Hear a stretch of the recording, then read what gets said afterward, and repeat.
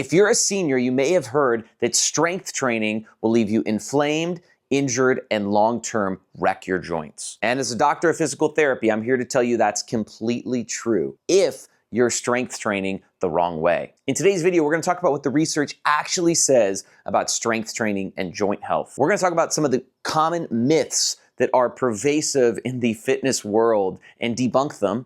And finally, we're gonna go over my 5 rules for an effective exercise program for seniors that'll keep your joints safe for decades to come. And even if you're somebody with an autoimmune condition like rheumatoid arthritis, there's research to show that strength training can still be beneficial for your joints. Now, let's talk about the research behind strength training for seniors. Even if strength training were to completely destroy your joints, which it doesn't, thankfully, it might still be worth it as a senior because of its impact on longevity. A study published at Penn State College of Medicine followed folks over 65 years old for 15 years. There was one habit that led to a 46% lower risk of death during the duration of the study. That habit?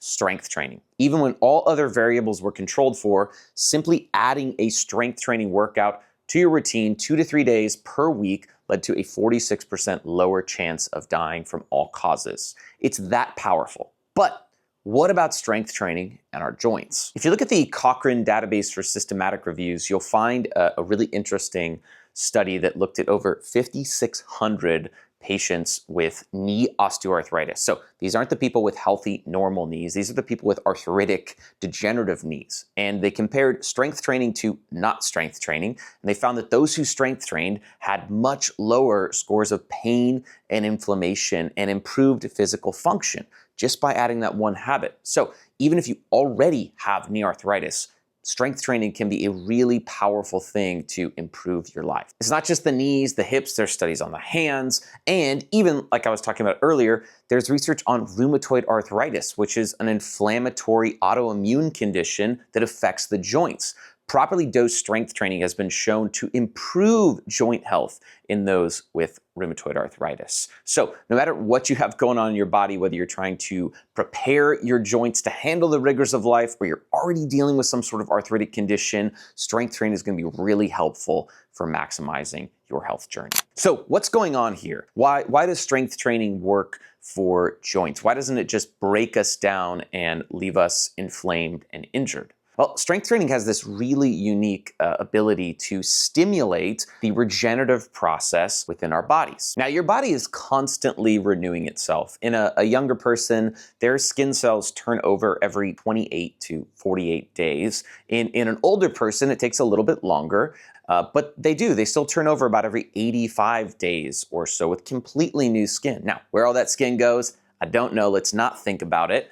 And let's move on to thinking about stem cells. You've likely heard of stem cell injections, probably from the tabloids where some celebrities spent a fortune to fly overseas, get poked with a needle, and come back thinking they're 25 again. But I'm here to tell you that you have stem cells within your body right now. Strength training is one of the most powerful ways to activate your stem cells, get them into action, and get them working for you positively in the regenerative process. Now, inside our muscles and our connective tissue, we have these powerful type of stem cells called satellite cells. Research shows that even seniors can activate these cells with strength training and boost the regenerative process in the body. In fact, a study in Aging Cell found that men in their 70s who underwent a 12-week strength training program saw a 50% increase in satellite cell activity. Another study found that with just 8 weeks of strength training, saw a 30 to 40% increase in muscular size. And it wasn't just their muscles that got stronger, it was also their tendons, their ligaments,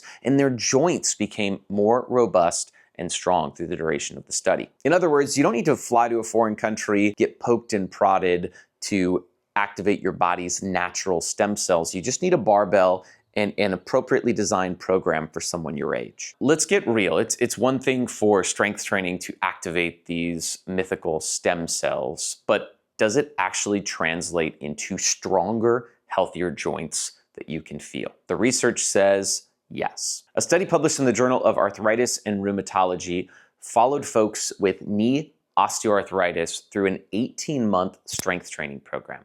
What they found was that those who strength trained showed a 43% decrease in knee pain and a 39% improvement in walking speed. And most importantly, and I think most interestingly, those who strength trained actually had less cartilage breakdown than those who did not. The folks in the study weren't just feeling better, they were actually protecting and preserving their joints in the process. Another study looked at folks who underwent total knee replacement, a group commonly seen as having knees that are far too fragile to strength train, and they put them through strength training. They found that the subjects who underwent strength training had a 107% increase in walking endurance and a 162% increase in stair climbing power, all without damaging the new joint. So for those of you that have knee replacements or hip replacements and are too scared to strength train, this is the information you need to know that it's okay to get started. And I'm about to lay out the 5 rules of safe strength training. These apply to people who want to keep their joints healthy, to people that already have osteoarthritis, people that have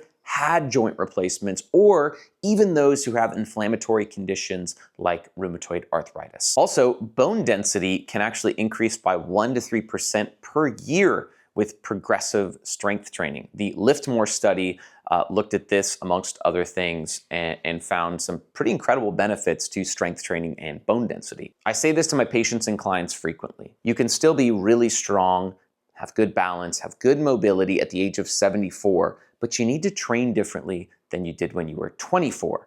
You need to pick the right exercises for someone your age. You need to start at the right level for someone your age, and then you need to progress appropriately for someone your age. Rule number 1 is to start at the right level. Now, you may have bench pressed 225 pounds when you were in your early 20s, but that certainly doesn't mean that that's where you should pick up from today in your 50s, 60s, or 70s. You need to start at a level that's appropriate for you, and typically it's much lighter than folks think it's going to be. So pick just about the lightest weight possible. We often recommend starting with an empty bar or even a training bar that's just 15 pounds for an exercise like overhead press or back squats. Research shows that most of the gains we make in strength in the first 6 to 8 weeks of training don't actually come from bigger muscles or hypertrophy. They come from a brain that gets better at finding and using the muscles involved in the exercise. These are called neurological strength gains. And in order to get neurological strength gains, we actually don't need a ton of weight. As most of the injuries that happen in strength training programs occur in the first 6 to 8 weeks, also the time frame where you don't need a lot of weight, it's really smart to not use a lot of weight and not progress too quickly in the first part of your training. Rule number 2 is to warm up intelligently. Most folks warm up for strength training includes a few deep breaths, some torso twists, some arm circles, some random pulling of their heel up towards their butt, and then they're into the workout. A proper warm-up should be as specific as possible to the exercise you're actually going to do. So if you want to warm up appropriately, steal our 5-4-3-2-1 warm-up method. So in order to do this, you need to know the weight that you're going to use for your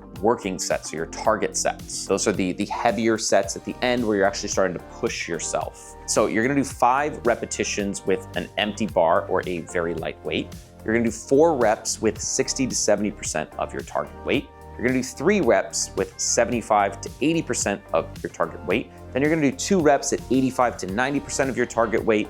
And then finally, a single at 95% or even at your target weight. So if you're going to do a 200-pound deadlift, and this is only if you've worked up to this, over a long period of time, you're going to start with 5 reps with 65 pounds on the bar. So that's the bar plus 10s on each side, because we don't deadlift with an empty bar. Then you're gonna do a set of 4 with 135 pounds, a set of 3 with 155 pounds, a set of 2 with 175 pounds, and then finally, you're gonna do a single at your target weight of 200 pounds. Your body will be ready, primed, warmed up. You might have a little sweat going if the room is warm enough, and you're much less likely to get injured. In fact, research shows that a dynamic and progressive warm-up like this can actually reduce risk of injury by as much as 30%. Rule number 3 is to use the right form. I see this pretty frequently in especially older men who are getting into strength training.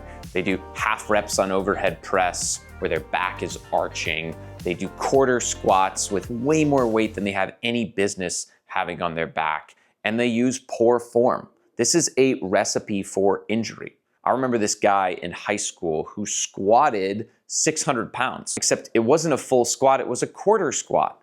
And when he actually did go down to depth, he had to reduce his weight to less than half of that. Now, when you're 18 years old, you're made of rubber and magic, but when you get to be 58 years old or 68 years old, you have to train differently. You have to train smarter or you'll pay the price. If you can't do full range of motion with a weight, it's too heavy for you, period. You've got to find weights where you can go through the full range of motion, have good form, and be in control of the load that you're moving. If you're interested in learning the proper form for the deadlift, the squat, or the overhead press, we have all of these videos on our YouTube. In fact, here is our deadlift video right here that shows you the exact form breakdown of how to do a proper deadlift. Also recommend finding a good coach if you're gonna start doing barbell training who can teach you how to do these lifts properly.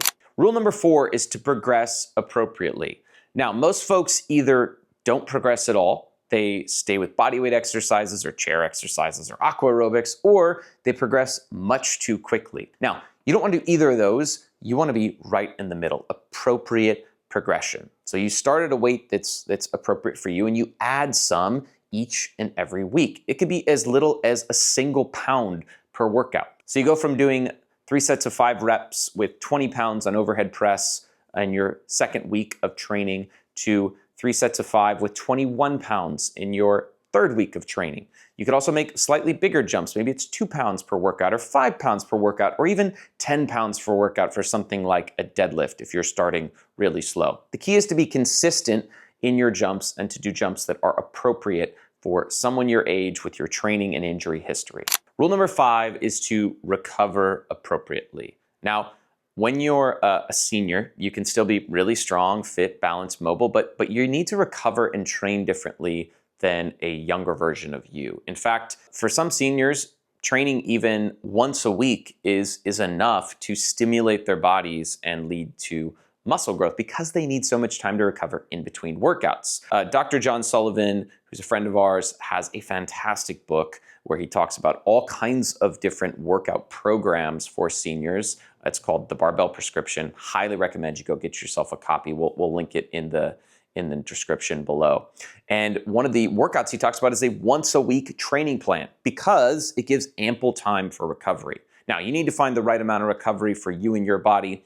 At Village, we train our clients, recommend that they come in 3 sessions per week. We do one of the big lifts per workout. So deadlifts on day 1, squats on day 2, overhead press on day 3, and we give them a full week of recovery from workout to workout. Now, you need to find the right training program for you and your body. So for building and maintaining strong, healthy joints, you don't just need to strength train, you need to strength train the right way. Pick the right exercises, start at the right level, follow a slow, methodical progression, use good form, and recover intelligently. Until next time, I'm Dr. Matt. See you soon.